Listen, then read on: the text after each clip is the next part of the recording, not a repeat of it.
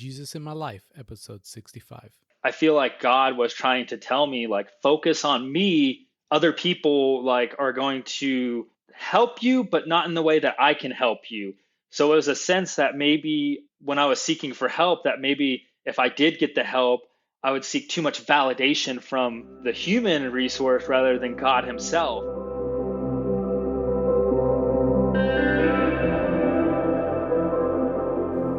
Welcome to Jesus in My Life, a podcast with Rob and Jack, where we interview everyday people like me and you about their extraordinary experiences with our Savior, Jesus Christ.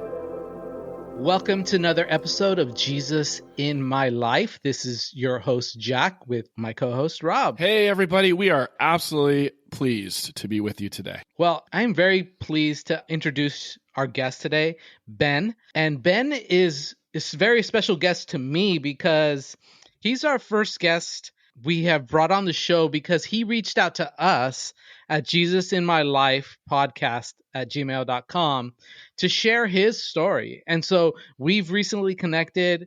Ben is an awesome brother in the Lord. We've already had some great laughter even before this show started.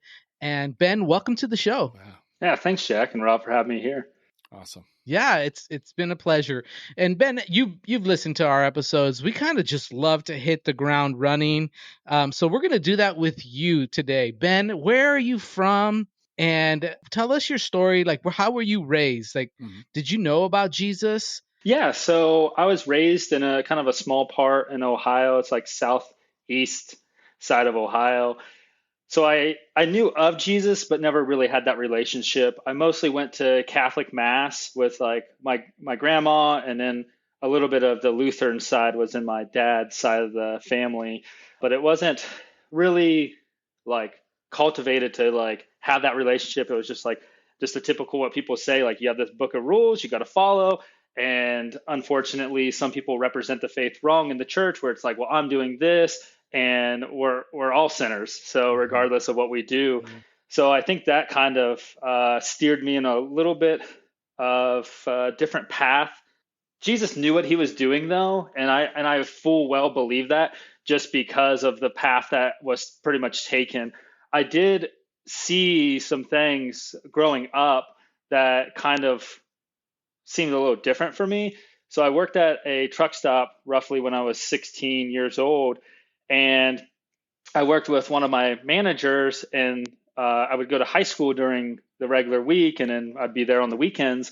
Well, I guess something was happening during the week. So when I came on the weekends, one of my female coworkers was like, hey, like had this really weird guy just calling and like asking about me and all this other stuff. So it came to about 10 or 11 o'clock at night following that conversation, and I felt something super weird in my gut.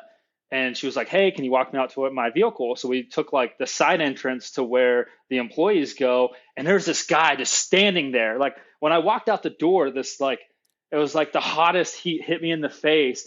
And then I was like, oh, he's right there. And I turned and there was this guy just sitting there lifeless, just like holding flowers. And she passed him and like was crying and went to her car. And he was just standing there. And I was like, you need to leave, dude. And he didn't say anything. And I was like, this is super weird. So I'm in the belief that guy was demon possessed to where it was like super weird. And then I had went on throughout my years, young years of living. And I had encountered like different nightmares about like being drugged down the stairs and like all kinds of other stuff that was kind of unexplainable. And it wasn't until I graduated high school and got ready to leave that we had one employee who would drive fuel truck and drop fuel at the station. He actually handed me a Bible and he told me, you'll know what to do with this when the time comes. Nothing else, not pushing me, nothing, just that. And that was enough to be like, oh, wow, like maybe I need to really dig into this and really get in there. Ben, so you would say that was your first experience or exposure to God, like through the Bible, like for real? I would say it was like an exposure through like this world is very uncertain and that we might be entertaining angels just as much as we're entertaining the demons. Got it. Yeah. You know, that's an interesting perspective on that Bible verse, right? Because that's the truth. We read the Bible, especially the New Testament. It's not shy about talking about demon encounters, That's right? They have this influence on people. Ben, as you were talking, it kind of made me reflect on my own upbringing, right? Because I knew about God. I never doubted God's existence, but I thought the only way to be right with him was following all the rules, Mm, living my life in a very certain way so that I could have his acceptance. And that meant I was not going to have any fun at all, right. you know? And I'm glad to know that I was so wrong on that. I can say my Christian life has been way funner than my 24 years before accepting Christ. And I've laughed harder than I've ever laughed, got great friends and brothers. And you're discovering that as you go right now. But going back, I also had these encounters with the spiritual realm before really giving my life to Jesus. And sometimes it was dreams, and sometimes it was that sense. Like you had that spider sense that there is something wrong with this person. And it's more than just, natural issues. There was a demonic influence on these people. I used to actually live in San Francisco, but I worked in downtown San Francisco, and I've had encounters with people who were not just mentally insane; they were demon possessed. I just knew it. Spirit of God working in me shows it. And there's people who are not. That it's not demonic. But it's interesting. Like we think through those situations, and you're like, well, why did God allow that to happen in my life? But oftentimes he uses it to awaken us to the reality Mm-hmm. of the world that we're living in, because it's part of the stepping stones that he uses to help us get to a place where we become dependent on him. So you've gotten this Bible. Did you start reading it, or like what did you do with it? Yeah, I'd say I started reading it, but it was kind of like that locked chapter where I'd read it, but I wouldn't fully understand it, and I'd be Mm, like, Mm. okay, this is interesting because like you don't know where to start. So like obviously you're like searching around, like, do I start from the beginning or to the end? But that's not how the Bible is. You just kind of like jump in different parts. I mean, different days might be different books that you have to jump into. So you got this Bible. You're still at the truck station, or actually, gas. Is it a gas station you're working at? Yeah, so it's a big truck stop that I was working at, and it was around 2013, 2014, and I was getting ready to graduate high school, and I had left for the military roughly 2 to 3 weeks after I had graduated high school. So it was like clean in, clean out type deal. So you end up at, I believe you were in the Air Force, right? Correct. All right. So, what does life look like for you in the Air Force? You've had some Christian influence in your life, Hmm. but you're not fully following Jesus at this point. You Yeah. occasionally read the Bible. What's life look like for you in the middle of that? Yeah, so I feel like it was just not having that sense of community or maybe that firm foundation where people didn't actually have that relationship. It was more blind leading the blind type deal. So I was just like, all right, like, the traditional, like, you do this, you kind of live by the world standard of success mm-hmm. and you'll amount to this. So it wasn't until, and obviously I was seeking for more truth, just probably not like at my own time sitting down and like praying, just more like, okay, well, I accept this and kind of moving on. And it wasn't until like 2017 that I had talked to an individual, one of my coworkers I worked with, and he pretty much expressed his story of how his dad was a pastor and he like believed, and it came at a point in his life where it was like super rocky. He had got diagnosed with cancer when he was in Korea, so he was like at a Korean hospital where like it's like no English at all, or maybe a little bit. So he was scared just kind of being there and getting cancer at such a young age. And he like resented God and hated him for all of this. And on top of that, I think it was following that or before that time, he actually had his brother die, but the EMTs was able to bring him back about 3 or 4 times.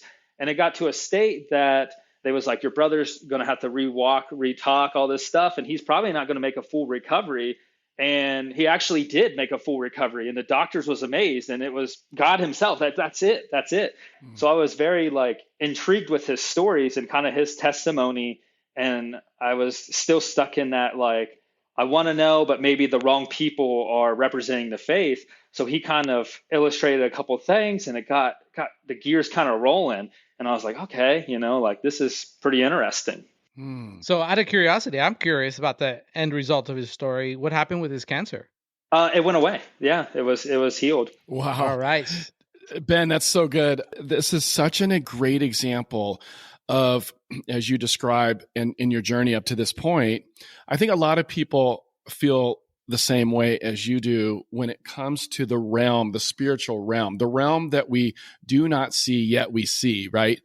The series, Stranger Things, there's a point in that talks about sort of the upside down, right? The realm that is there and we see but we don't see. I mean, the Bible calls it the unseen realm, and oftentimes we conclude it as being super weird, like because it's something that it's a fearful thing. It's not natural.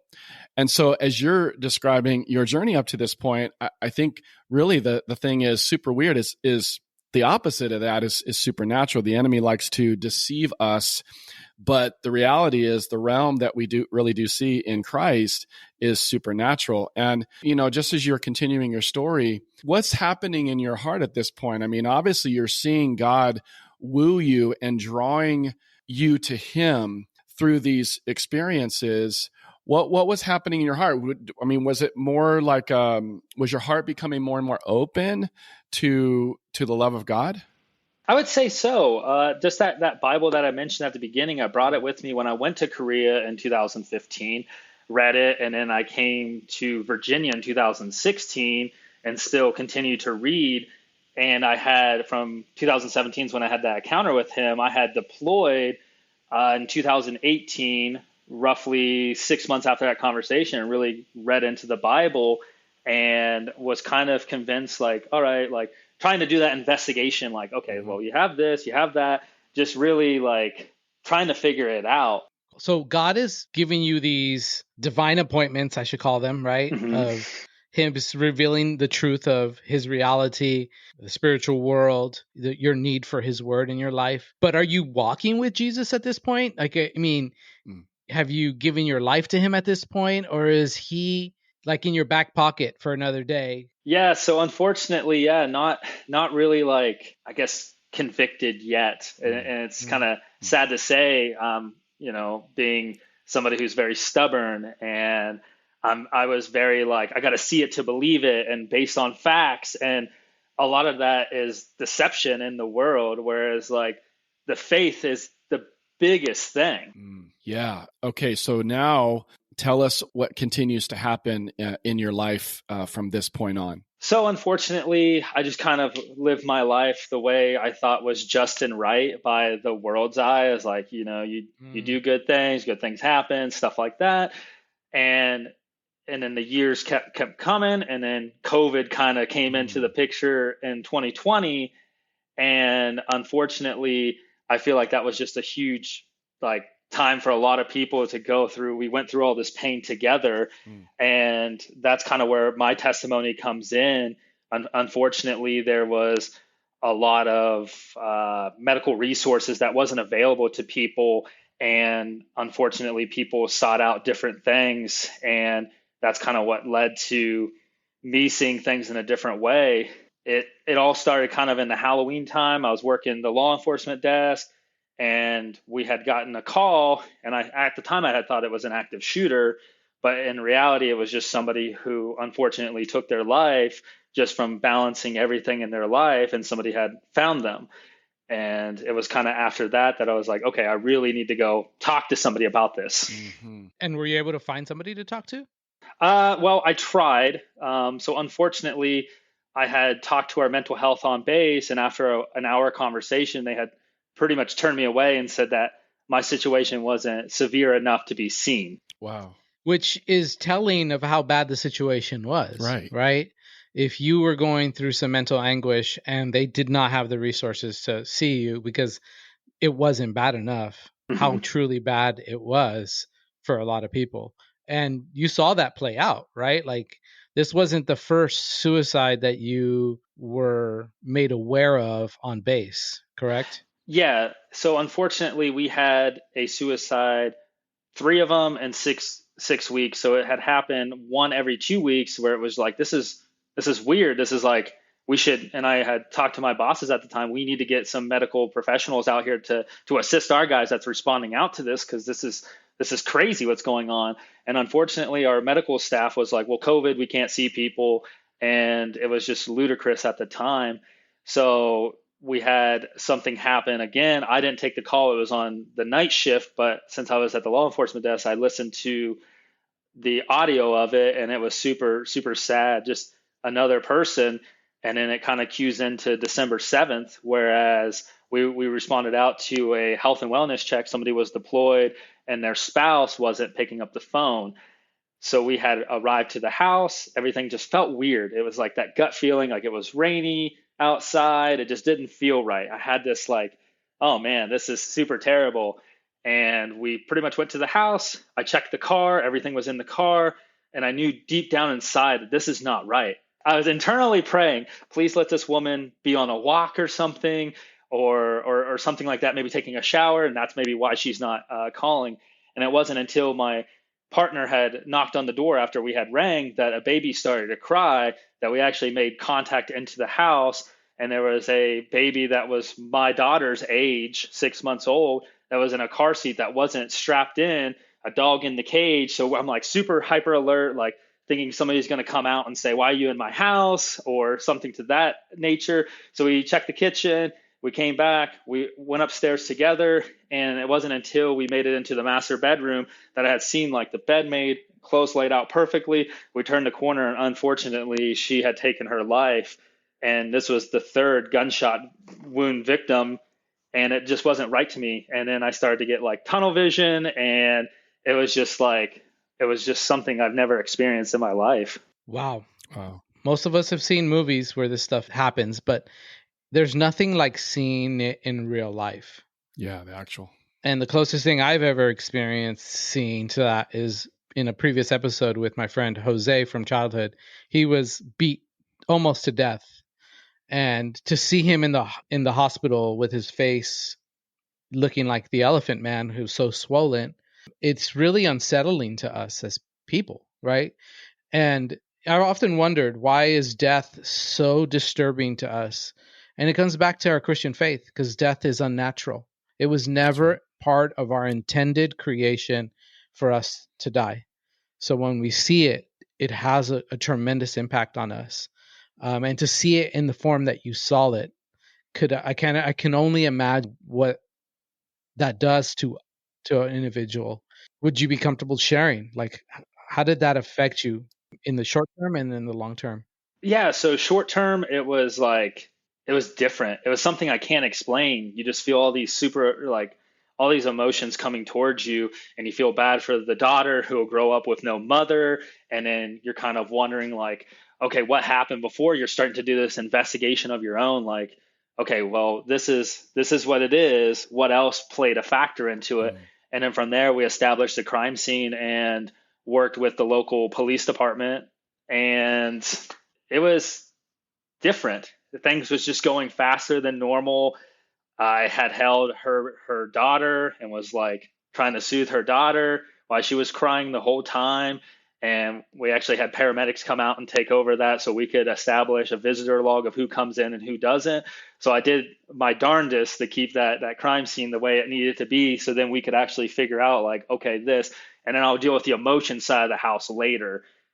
And I kind of did, but it was like kind of jumping through hoops to try to get the right help. And I had talked to mental health that day, and I pretty much told them like, I want to be seen by a civilian professional. I don't want to talk to you guys because obviously I don't trust you guys now that you kind of blew off my situation.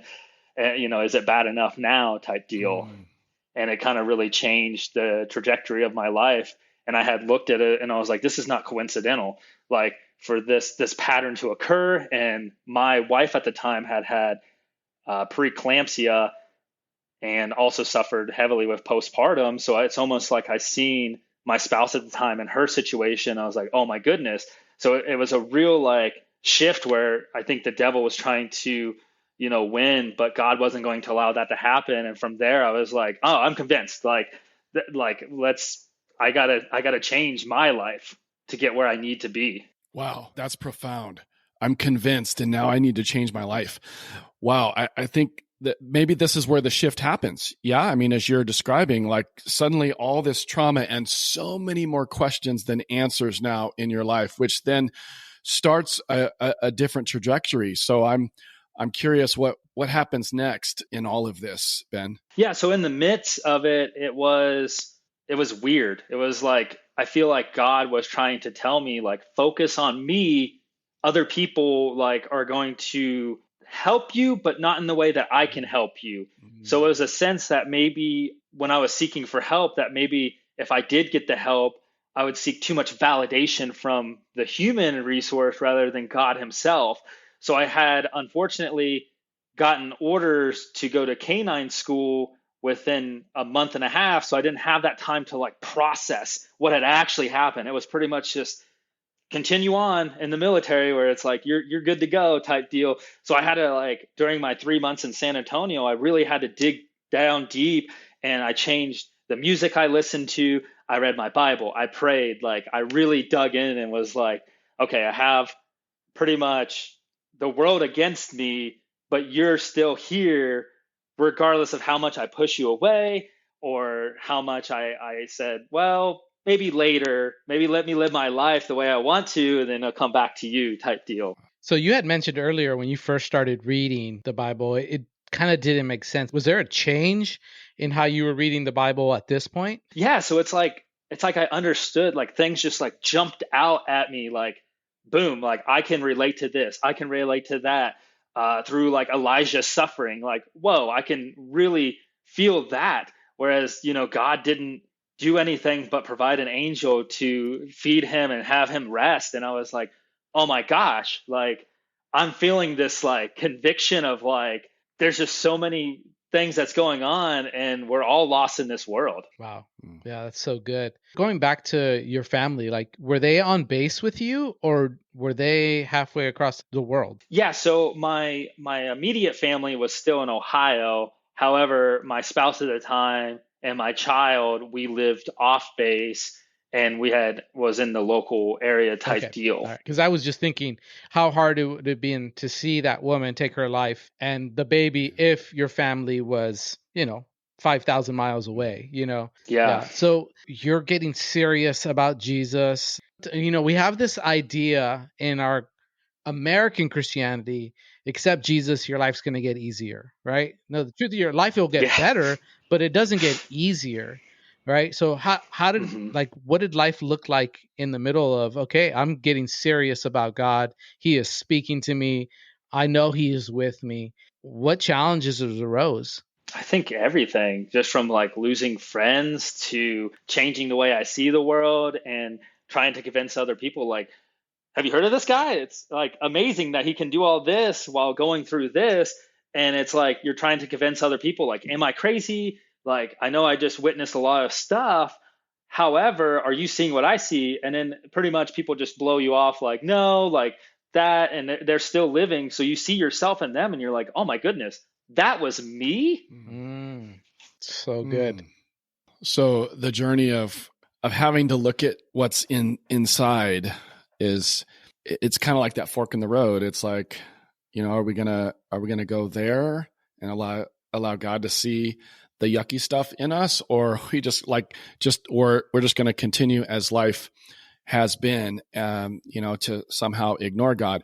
I love that this is what this Jesus in My Life podcast is about. I mean, from every time we hear stories that God shows his love through Christ, and suddenly there's a decision, there's a moment, there's an encounter, there's now a reality of what is, and suddenly now we're almost in God's grace and mercy being forced to look at ourselves in in a new light. And so this is now what's happening. It seems like this is where the story's at, Ben.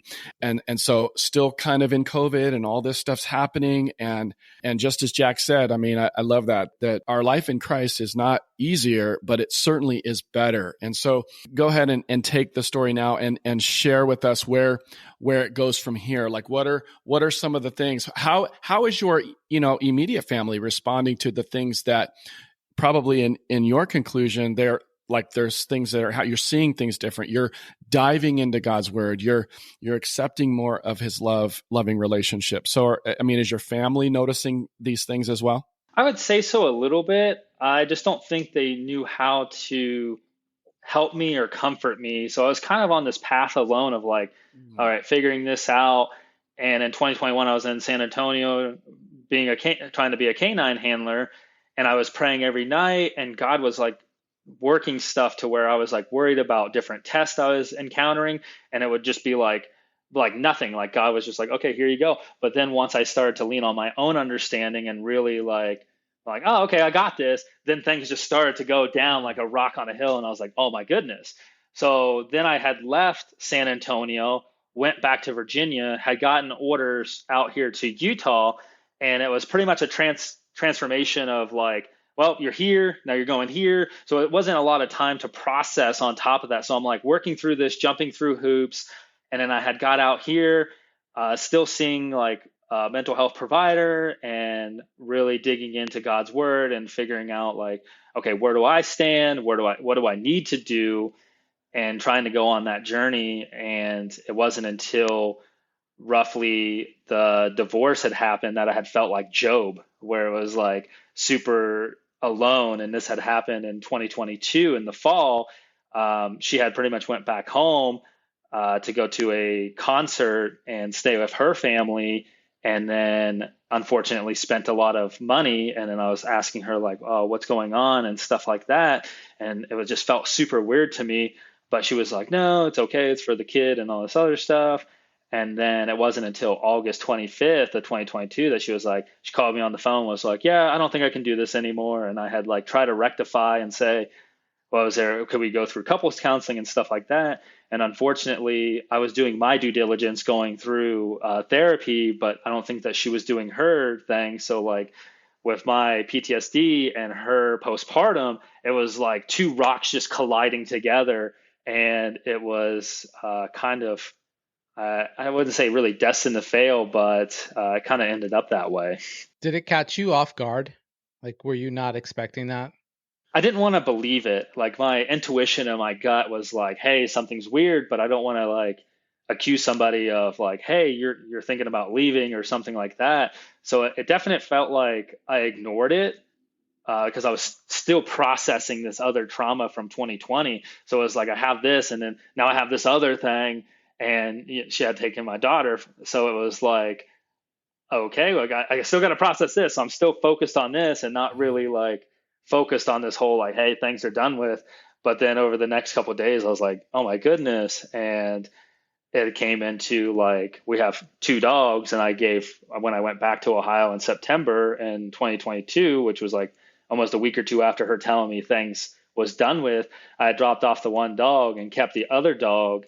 And it was through Lila, that is the dog I have now, that I was able to like, I felt like it was a gift from God. Like, here's your companion to get through this hardship of you lost your daughter. So now it's like, you're a father that doesn't have a kid, and you're a terrible husband. And it's like all this like negative stuff, but I was still trying to like get through the storm of like, okay, like, there has to be a recovery type deal. Like I can't be the only story out there. So then I started to really, really dive into like TikTok, looking into like Christian content, and then seeking out podcasts and stuff like that, and really reading into the Bible that really got me through the storm. And I can only say it was by God's grace and mercy that I'm here today as like speaking to y'all about what I have went through.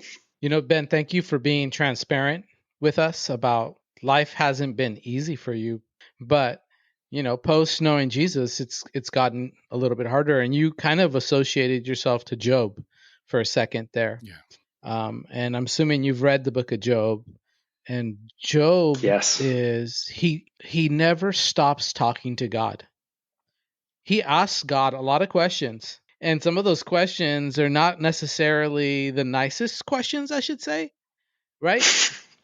But God honors Yeah. him. So when God visits him and his three friends, and his three friends are like, God rebukes his three friends, he speaks highly of Job. And I think that's what is really important in Job's story for us who go through hard times. But like, you literally turned your life to God. You started serving him like Job was serving him. And then your family was ripped away from you. And one aspect of the world is going to say, see, that's why you shouldn't follow God, right? Like he abandoned you, or you must have been a terrible person, right? That's why it all happened to you. The truth is, we need, in the middle of storms, in the middle of hardships, even if we have questions, even if we have doubts, you still stuck by God. And that's the key message for anybody who's going through a terrible time. Stick with God. Stick with God. Yeah, you might have complaints, Yeah. you might have issues, but keep talking to him. That's the key. Relationship, right? That's how you know you really are in crisis. You keep talking to him. I don't get it. I'm upset. This is hard. Why is this happening? I don't get it. God, please, please, God, please, God, right? Never Mm-hmm. leave God, even when it doesn't make sense. And thank you for doing that. Is there a specific testimony maybe that you've listened to that really spoke to you, that really helped you realize you weren't alone in this? I think just collectively, just all of God's children, just like seeing different people go through divorce at 20 years or 25 years or 30 years, I was like, all right, well, I'm 20, I'm 28 now, so I have like plenty of time to like, so-called redeem myself. Because in our society, it's like, well, if you get divorced, then you're pretty much shunned out, and you're not any good. And I would say, just going through all these moments, nobody could ever convince me that God and Jesus isn't real. I feel like my faith on all of that was that firm foundation to build up from there. And even in Luke 7, verse 50, when Jesus says that your faith has saved you, now go on, to the woman, it's just the Bible just keeps reaffirming that he's never seen faith like this. Or when the Roman soldier was like, just as you have your people, I can send out commands. So I believe you that you can heal. And Jesus is astounded by people's faith while in the Bible that some of his disciples didn't even have at the time. It was just random people that was like, I know that you can do this if you want to. And Jesus was like, yeah, your faith has saved you. So it was like faith and faith and faith and faith. And that's pretty much what it was. Not good deeds, though those are good too. It wasn't like your good deeds have saved you. All right, have a great day. It was like, no, you like actually believed, like believed in your heart, not just said it just to be like, all right, if I say this, and then I won't have to go to the pits of hell type deal. It was like, God knows your heart. Ben, now you're preaching. That was awesome. Man, I know this for sure, that there are people who are listening to this particular episode and hearing your story, and it's resonating with them. It's going straight to their heart. And you have obviously been doing this and speaking to not only Jack and I, but to our audience. True wisdom comes from like the experience of going through it as you have. There's knowledge, there's theory, there's things that stay up here in the head, but it's as we go through it, that's where wisdom comes. And as you have testified today of where your life was and how it's sort of transitioned into what we would describe as transformation, speak to that person who is maybe been where you've been, or even where, we're all not perfect and we haven't arrived. The race is not ended yet.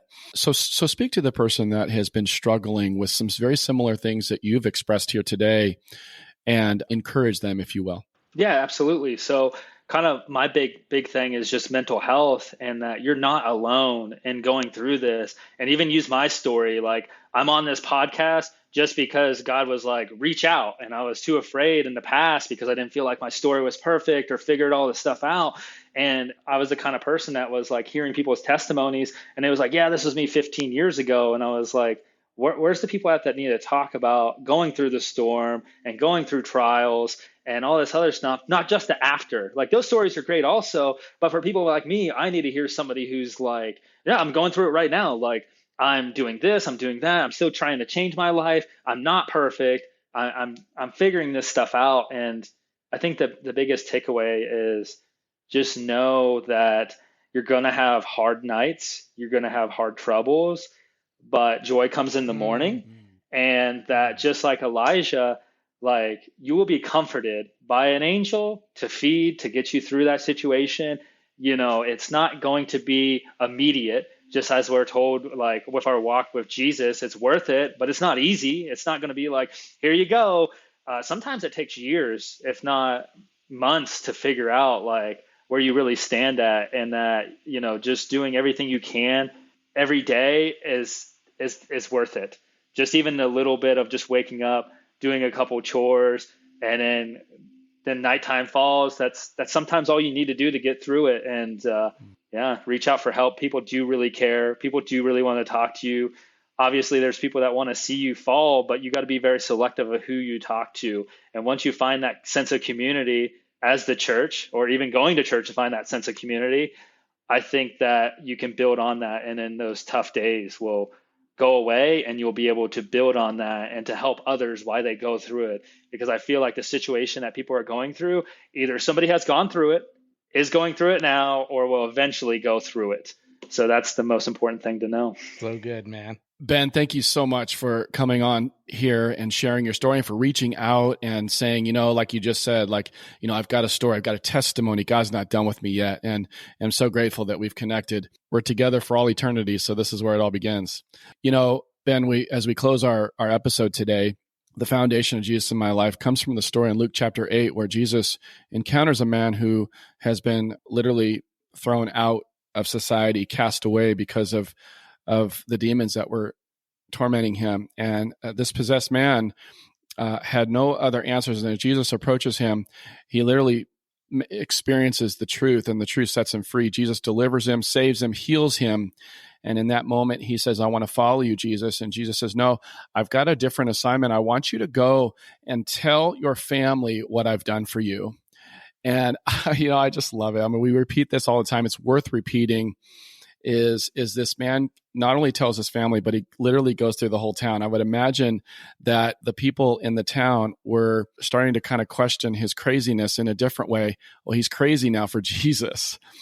And he can't stop talking about what Jesus has done for him. And man, Ben, thank you so much for sharing your story of Jesus in your life. I'm grateful that you came on here and shared. And thank you for encouraging Jack and I as well. And we're in this together. So thank you. Yeah, thank you, Ben. Thank you, guys. All right. Well, it was a pleasure having you. Everybody else, stay tuned every Tuesday for new episodes. God bless.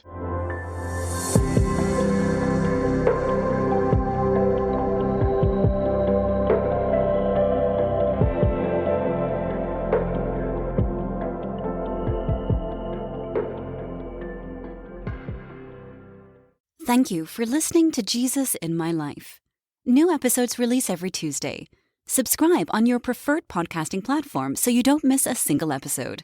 If you have enjoyed this podcast, please consider sharing this podcast with a friend or family member. If you would like to help our visibility online, consider rating us and posting a review on Apple Podcast. Have an awesome Jesus in My Life story? Contact us at jesusinmylifepodcast@gmail.com.